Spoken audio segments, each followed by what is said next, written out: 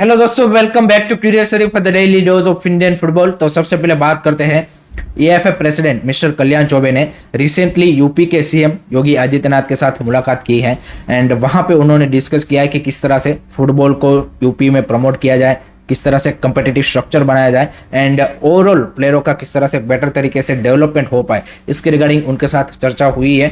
I think it's a very important thing because अगर आपको UP जैसे स्टेट में गेम को ग्रो करना है या फिर किसी भी रीजन में अगर गेम को ग्रो करना है तो वहाँ के लोकल गवर्नमेंट, लोकल अथॉरिटीज़ की सपोर्ट की आपको ज़रूरत पड़ती है।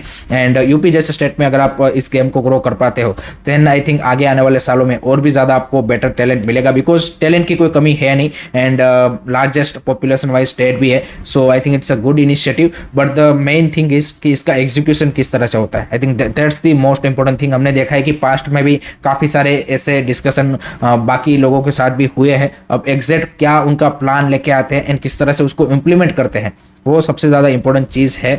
सो आई थिंक वो डिसाइड करेगा कि भाई यूपी में गेम ग्रो होगा कि नहीं होगा। और उसमें इट्स नॉट ओनली यहाँ पे यू कैन से कि एएफएफ और स्टेट गवर्नमेंट, यहाँ पे यूपी की जो स्टेट एफ है या फिर वहाँ के जो लोकल क्लब्स एकेडमी है उनका भी आई थिंक कहीं ना कहीं इसमें काफ़ी इंपॉर्टेंट रोल रहेगा। So let me know guys, आप क्या सोचते हो इसके बारे में, कमेंट सेक्शन में अपना ओपिनियन जरूर बताइएगा। उसके बाद बात करते हैं अनवर अली ट्रांसफर सागा के बारे में क्योंकि उसमें आज एक इंपॉर्टेंट एंड डिसाइसिव डे है। आज ही एएफएफ की पीएससी दोपहर 12 बजे मिलने वाली है एंड वो डिसाइड करेगी कि जो अनवर अली ने यूनिलेटरली मोहन बगान के साथ कॉन्ट्रैक्ट टर्मिनेट किया है उसके क्या रिपरकशन हो सकते हैं, जिसमें sporting ban and financial fine included है। तो वो आज डिसाइड किया जाएगा कि कितना होगा। लेकिन उससे पहले कल Delhi FC and east Bengal ने यहाँ पे एएफएफ की पीएससी को एक रिक्वेस्ट किया था कि हमको जो हमारा रिप्लाई सबमिट करना है उसके लिए और 2 वीक का टाइम दिया जाए। तो इसके रिस्पॉन्स में एएफएफ पीएससी ने बोला कि आज की हियरिंग पहले हम कर लेते हैं, अगर हमको ज़रूरत लगी तो आपको हम यहाँ पे टाइम देंगे, अदरवाइज जो उनका फाइनल जजमेंट है वो यहाँ पे Delhi FC and east Bengal के केस में भी हमें देखने को मिल जाएगा। So I think it's a important day and Mohun Bagan ने भी जो अपना केस है वो पीएससी में काफ़ी ज़्यादा स्ट्रॉन्ग तरीके से रखा है, जिसमें एज पर दी मीडिया रिपोर्ट बताया जा रहा है कि भाई उन्होंने 20 करोड़ के फाइनेंशियल कंपनसेशन की डिमांड की है, अनवर अली के ऊपर sporting ban and east Bengal and Delhi FC के ऊपर ट्रांसफर बैन की उन्होंने यहाँ पे डिमांड रखी है। तो उनका केस भी काफ़ी स्ट्रॉन्ग है। So let's see final verdict यहाँ पे पीएससी की ओर से क्या आता है and this is not going to be end guys. जो भी वर्डिक्ट आए उनका उसके बाद दोनों में से कोई एक पार्टी डेफिनेटली फीफा में भी जा सकती है अगर उनको यहाँ पे सेटिस्फैक्टरी उनकी ओर से यहाँ पे जजमेंट नहीं लगा तो। So let me know guys, आपके हिसाब से क्या होगा कमेंट सेक्शन में जरूर बताइए, आपका क्या ओपिनियन है वो जरूर कमेंट सेक्शन में बताइएगा। नेक्स्ट बात करते हैं कोलकाता डार्बी के बारे में। तो हम सबको पता है कि जिसका फैंस बेसब्री से इंतजार कर रहे हैं उसका भाई टिकट सेल्स आज दोपहर 12 बजे से बुक माई शो के ऊपर स्टार्ट होने वाला है। आपको पहले ऑनलाइन टिकट बुक करना पड़ेगा एंड देन उसके बाद 11th, 12th एंड 13th को आपको उसको फिजिकली भी रिडीम करना होगा। तो दिस इज द प्रोसीजर जो कि लास्ट ईयर भी इसी तरह का प्रोसेस यहाँ पे इन लोगों ने फॉलो किया था। तो 18 तारीख की डर्बी के लिए आज दोपहर 12 बजे से टिकट सेल स्टार्ट हो जाएगा। उसी के साथ यहाँ पे ईस्ट बंगाल का जो 14 अगस्त को यहाँ पे ACL 2 का प्लेऑफ का मैच है अल्तायन असर के सामने, जो कि तुर्कमेनिस्तान का क्लब है, उनके भी टिकट सेल्स ऑलरेडी बुक माई शो के ऊपर स्टार्ट हो चुके हैं सेल होना। तो जिनको भी वो परचेस करना है वो बुक माई शो के ऊपर से उस मैच के भी टिकट यहाँ पे परचेस कर सकता है। उसके बाद बात करते हैं ट्रांसफर्स के बारे में। तो Rahim Ali to Odisha FC, here we go. Finally उन्होंने ओडिशा FC ज्वाइन कर लिया है एंड सर्जियो लोबेरा के अंडर इस सीजन हमें खेलते हुए देखने को मिलेंगे।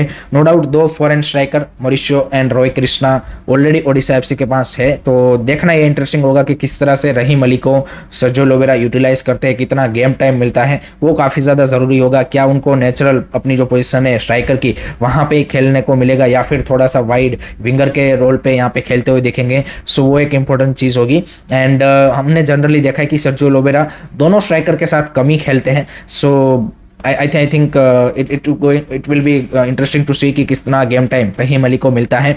उसके बाद बात करते हैं नए फुटबॉल एकेडमी के बारे में। सो मणिपुर गवर्नमेंट ने रिसेंटली उनकी स्टेट असेंबली में उनके जो स्पोर्ट मिनिस्टर है उन्होंने आंसर को देते हुए बताया कि भाई बहुत जल्द यहाँ पे मणिपुर गवर्नमेंट एक नया फुटबॉल एकेडमी कंस्ट्रक्ट करने जा रही है, जिसके लिए एएफएफ में उनका अप्रूवल अभी पेंडिंग है। जैसे ही वो हो जाएगा यहाँ पे नए एकेडमी की जो कंस्ट्रक्शन है वो स्टार्ट हो जाएगी। That's a good news. इस तरह की और ज़्यादा एकेडमीज़ की हमको ज़रूरत है। बट अभी तो एट द मोमेंट ये सिर्फ यहाँ पे उन्होंने असेंबली में बोला है, जब रियल काम चालू होगा तभी यहाँ पे हम बोल सकते हैं कि यहाँ पे ये एकेडमी अब बनेगी।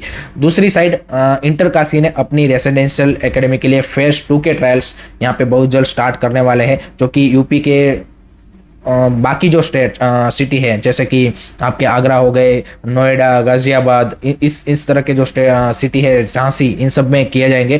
फर्स्ट फेज में उन्होंने वाराणसी, प्रयागराज, लखनऊ इस सारे सिटी में यहाँ पे ऑर्गेनाइज किए थे। सो बहुत जल्द यहाँ पे इंटर काशी की भी आपको रेसिडेंशियल एकेडमी यूपी में देखने को मिलेगी and that's a great thing because जितनी ज़्यादा इस तरह की क्वालिटी एकेडमीज होगी उतना ही ज़्यादा आप टैलेंट को वहाँ से प्रोड्यूस कर पाएंगे। So that's also good news. उसके बाद बात करते हैं दुरांत कप के बारे में। तो दुरांत कप में भाई कल नॉर्थ ईस्ट यूनाइटेड एफसी ने 4-0 से यहाँ पे बीएसएफ को हरा दिया and one sided victory. Guillermo Fernandes का ब्रेस, जितिन एमएस का गोल एंड लास्ट में अलादीन अजारे की पेनल्टी की चलते 4-0 की कन्विंसिंग विक्ट्री उन्होंने हासिल की। एंड जितिन एमएस के बारे में यहाँ पे बात करना जरूरी है क्योंकि आई थिंक पिछले कुछ महीनों में, पिछले 4-5-6 महीनों में अगर सबसे कोई इंप्रूव एंड कंसिस्टेंट प्लेयर दिखा है अगर इंडियन प्लेयरों की बात करें तो Jitin MS is one of them. And I think definitely next जो यहाँ पे नेशनल टीम के मैचेस है उसमें मेरे को लगता है कि जितिन एमएस को कंसिडर करना चाहिए बिकॉज बंदे के पास वो एक्सपीरियंस है, जिस तरह की वो फुटबॉल अभी खेल रहा है। I think he deserve to be into the national team to be honest guys. Let me know guys आप क्या सोचते हो, कमेंट सेक्शन में जरूर बताइए। दूसरे मैच में इंटर काशी ने 2-1 से इंडियन नेवी को हरा दिया है, जिसका कोई उतना रिलेवेंस नहीं था गेम का क्योंकि दोनों ही टीमें यहाँ पे नॉकआउट की रेस से बाहर हो चुकी हैं। आज के मैचेस की बात करें तो Kerala blaster is taking on CISF, तो वो एक इंपॉर्टेंट मैच है क्योंकि Punjab FC and Kerala blaster में काफ़ी अच्छी उस ग्रुप में फाइट चल रही है कि कौन यहाँ पे टेबल टॉप पे फिनिश करेगा। उसके अलावा दूसरे मैच की बात करें तो वो है मेघालय डार्बी क्योंकि Shillong Lajong FC is taking on Rangdajied United, तो वो भी एक इंटरेस्टिंग मैच होगा। एंड शिलोंग लाइजोंग के लिए यहाँ पे इट्स इंपॉर्टेंट गेम, अगर वो आज का मैच जीतते हैं तो वो FC गोवा के ऊपर प्रेशर बना सकते हैं। सो वो भी एक काफ़ी इंटरेस्टिंग मैच होने वाला है। उसके बाद लास्ट में बात करते हैं गाइज रियल कश्मीर के ऊपर। जो ट्रांसफर बैन लगा था उसको AFF ने अब रिमूव कर दिया है क्योंकि उन्होंने जितने भी प्लेयरों की सैलरी ड्यूज होगी उसको क्लियर कर दी है। एंड दूसरी साइड कैंकरे FC जो महाराष्ट्र का क्लब है उनके ऊपर अब ट्रांसफर बैन लग चुका है क्योंकि वो किसी एक प्लेयर के साथ केस में हार गए हैं कि जहाँ पे अभी भी उनका सैलरी ड्यू है। So this is to update regarding transfer ban. So that's it from my side guys regarding today's Indian football news. I hope कि आपको वीडियो पसंद आया होगा। Keep supporting Indian football, don't forget to like, share and subscribe curiously. जय हिंद, जय भारत।